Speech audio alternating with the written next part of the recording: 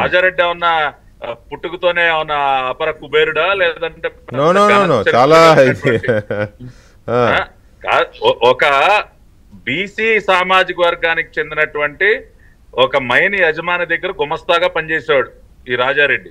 ఉమ్, అటువంటిది ఆయన్నే చంపేసి ఉమ్, తన యజమానినే అతి కిరాతకంగా చంపి ఆ మైన్ ని కబ్జా చేసి అక్కడి నుంచి మొదలైంది వీళ్ళ కుటుంబ చరిత్రే.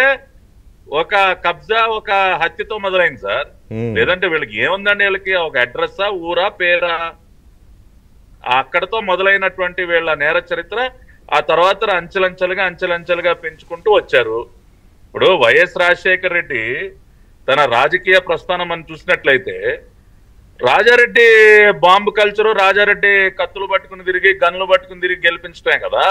అవును. ఎక్కడైనా వీళ్ళు ఎప్పుడైనా ప్రజాస్వామ్యబద్ధంగా ఎన్నికల్లో గెలిచినటువంటి చరిత్ర ఉందో, ఎప్పుడు అక్కడ ఆ కాన్స్టిట్యున్సీలో ప్రజల్ని భయభ్రాంతులు